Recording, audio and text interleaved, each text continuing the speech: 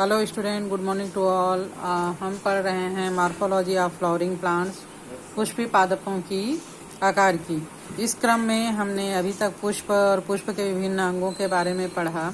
आज हम पढ़ेंगे फ्रूट्स के बारे में, फल के बारे में। जैसे कि हमने पहले ही आपको बताया था कि जब पुष्प में फर्टिलाइजेशन होता है, पराग कोश के अंदर परागकण परिपक्व होकर वर्तिकाग्र पर गिरता है, जहाँ पर परागन होता है और ये स्त्री केसर के अंडाशय में बीजांड से मिल जाता है, तब बीज की संरचना होती है और जो अंडाशय होता है वह फल का निर्माण कर देता है। तो इस प्रकार फल जो है वो पुष्पी पादपों का एक प्रमुख अभिलक्षण या लक्षण कैरेक्टर्स होता है। सभी पुष्पी पादपों में फल, लगभग सभी पुष्पी पादपों में फल का निर्माण होता है। इस प्रकार फल जो है वो एक परिपक्व अंडाशय है जो कि निषेचन के बाद विकसित हुआ है।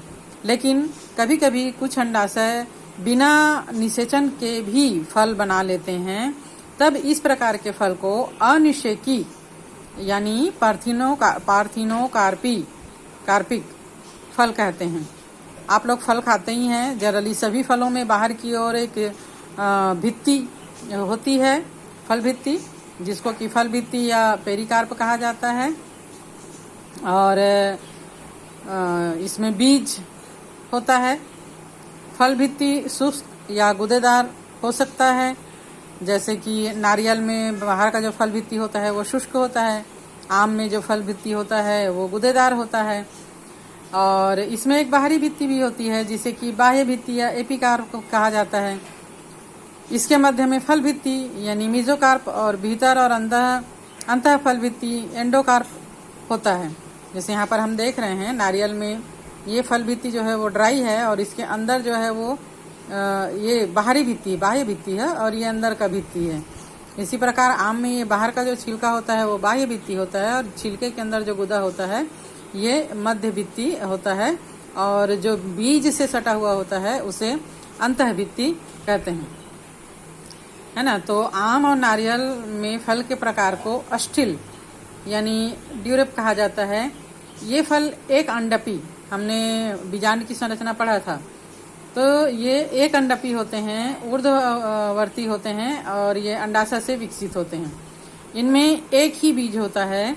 आम में फल भित्ति, बाह्य फल भित्ति, गुदेदार और खाने योग्य मध्य फल भित्ति और भीतर कठोर पथरीली अंतः फल भित्ति के रूप में विभेदित होता है। नारियल में मध्य फल भित्ति तंतुमय होता है। तो इस प्रकार अलग अलग फल जो है वो अलग अलग प्रकार के होते हैं। और फल के अंदर जो है वो होता है बीज। तो अगर हम एक बीज की संरचना को देखें तो फर्टिलाइजेशन के पश्चात बीजांड से ही बीज बनते हैं। बीज में प्रायः इसका बीज आवरण और भ्रूण होता है। जैसे यहाँ आम की जो गुठली होती है, सबसे बाहर की ओर गुठली का जो छिलका होता है वो बीज आवरण कहलाता है। अंदर 2 बीज पत्र होते हैं और बीच में एक छोटा सा भ्रूण पाया जाता है। और भ्रूण में एक मूलांकुर रेडिकल और एक भ्रूणीय अक्ष, एम्ब्रियोनियल एक्सिस, और एक अगर एक बीजपत्री है तो एक बीजपत्र जैसे गेहूं मक्का में, और अगर द्विबीजपत्री है जैसे चना मटर आम में तो 2 बीजपत्र होते हैं। जिन पौधों में एक बीजपत्र पाया जाता है उन्हें एक बीजपत्री, और जिनमें 2 बीजपत्र पाया जाता है बीज आवरण के अंदर उन्हें द्विबीजपत्री या डाइकोटिलीडन्स, और एक बीजपत्री को मोनोकोटिलीडन्स कहा जाता है। दोनों बीजपत्र एक अक्ष यानी एक्सिस के द्वारा आपस में जुड़े रहते हैं। इसी अक्ष का एक भाग मूलांकुर बनाता है और दूसरा भाग प्रांकुर बनाता है। मूलांकुर से रूट सिस्टम और प्रांकुर से प्ररोह सिस्टम का निर्माण होता है बीज के अंकुरन के पश्चात। बीज में भोजन या तो भ्रूणपोष के रूप में होता है या फिर बीज पत्र में होता है, जो कि अंकुरित होते हुए और सुसुप्तावस्था में इसको भोजन प्रदान करता है। वैसे बीज जिनमें भ्रूणपोष होता है उनको भ्रूणपोषी यानी एंडोस्पर्मिक, और जिनमें भ्रूणपोष नहीं होता है उनको अभ्रूणपोषी यानी नॉन एंडोस्पर्मिक बीज कहा जाता है।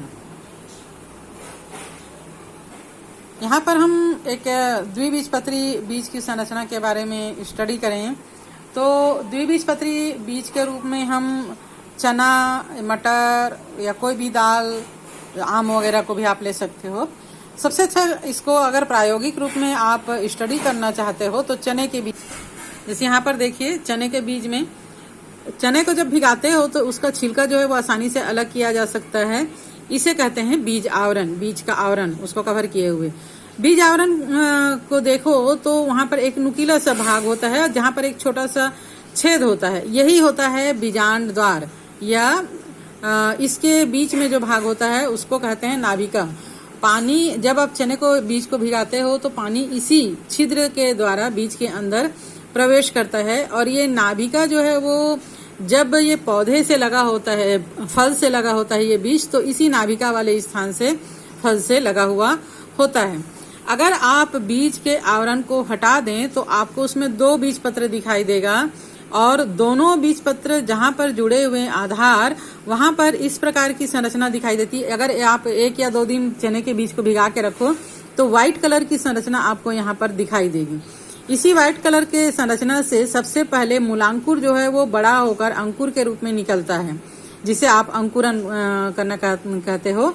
और यहीं पे एक छोटी सी और संरचना लगी होती है जो कि प्रांकुर कहलाता है।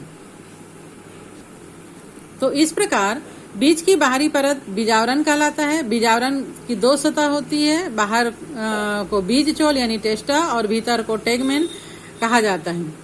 बीज आवरण बीज के कोमल आंतरिक भागों की सुरक्षा करने का काम करता है, और बीज पर एक छत चिन्ह की तरह का ऊर्ध्व होता है जो जिसके द्वारा बीज फल से जुड़ा हुआ रहता है, जिसको नाभिका या हाइलम कहा जाता है। प्रत्येक बीज में नाभिका के ऊपर भी एक छिद्र होता है जिसे बीजांड द्वार या माइक्रोपाइल कहा जाता है। बीज आवरण के हटने के बाद बीज पत्र के बीज के भ्रूण को देखा जा सकता है।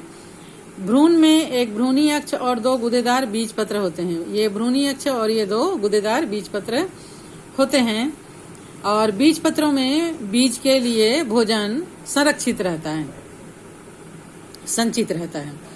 अक्ष के निचले नुकीले के भाग को मूलांकुर और ऊपर के भाग को प्रांकुर कहते हैं। भ्रूणपोष भोजन संग्रह करने वाला उतक है जो द्विनिषेचन यानी डबल फर्टिलाइजेशन के फलस्वरूप बनता है। हमने डबल फर्टिलाइजेशन पढ़ा है, और तो ये डबल फर्टिलाइजेशन के फलस्वरूप बनता है। चना से मटर के भ्रूणपोष पतला अथवा अनुपस्थित होता है, इसलिए ये अभ्रूणपोषी कहलाते हैं। आरण्य में भ्रूणपोष गुदेदार होता है और ये भ्रूणपोषी कहलाता है। अब हम देखते हैं एक बीजपत्री बीज की संरचना। तो यहाँ पर जैसे कि हम देख पा रहे हैं, एक बीजपत्री, जैसे आप मक्का वगैरह, आज कल बरसात का मौसम है, मक्का खाते हो, भुट्टा खाते हो, इसके एक बीज को अगर आप बीज से काट दो, यहाँ से बीज से ऐसे काटो तो आपको इस प्रकार की संरचना दिखाई देगी। इसका जो बाहर का जो आवरण है थोड़ा सा कड़ा होता है, डार्क पीले रंग का होता है, और उसके बीच जो है वो थोड़ा सा लाइट पीले रंग का भाग होता है जो भ्रूणपोष कहलाता है। सबसे बीच में लाइट पीला और व्हाइट कलर का भाग होता है जो कि भ्रूण होता है। जब ये भ्रूण परिवर्धित होते रहता है तब इसका अगर हम माइक्रोस्कोपिक संरचना को देखें तो सबसे बाहर आवरण, बीज आवरण, इसके ऊपर जो कड़ा आवरण होता है इसको एल्यूरॉन सतह या भ्रूणपोष कहलाता है। ये इसमें भोजन बीज के लिए संचित रहता है जो भ्रूण को पोषण प्रदान करता है। ये जो है स्पष्ट रूप से 2 भागों में बटा हुआ देख सकते हैं। नीचे का भाग स्कूटेलम कहलाता है जिसमें प्रांकुर, प्रांकुरचोल, मूलांकुर और मूलांकुरचोल होता है। नीचे की ओर मूलांकुर या मूलांकुर और मूलांकुरचोल होता है, और ऊपर की ओर जो है वो प्रांकुर और प्रांकुरचोल होता है। इसी मूलांकुर से जड़ की संरचना निकलती है और प्रांकुर से ऊपर की ओर प्रांकुर का भाग निकलता है। ठीक है, तो इस प्रकार प्रायः एक बीजपत्री भ्रूणपोषी होते हैं। ये भ्रूणपोष इसके साथ लगा हुआ है, लेकिन इनमें से कुछ जैसे आर्किड्स वगैरह होते हैं वो अभ्रूणपोषी भी होते हैं। अनाज के बीज जैसे धान और मक्का में बीज आवरण झिल्लीदार और फल भित्ति से जुड़ा हुआ होता है।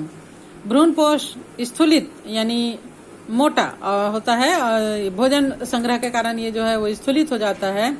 और भ्रूण की बाहरी भित्ति से भ्रूण की एक प्रोटीनी सतह के द्वारा इसको अलग होता है, जिससे कि एल्यूरॉन, ये हम देख रहे हैं प्रोटीनी सतह है, एल्यूरॉन के द्वारा ये भ्रूण से इसको अलग किया जा सकता है। भ्रूण आकार में छोटा होता है और यह भ्रूण पोष के एक सिरे पर खांचे में स्थित होता है। ये भ्रूण हम देख रहे हैं जो कि भ्रूण पोष के आकार में छोटा है। इसमें एक छोटा अक्ष जिसमें प्रांकुर और मूलांकुर होते हैं। प्रांकुर और मूलांकुर एक चादर से ढके रहते हैं, जिसे क्रमशः प्रांकुर चोल और मूलांकुर चोल कहा जाता है।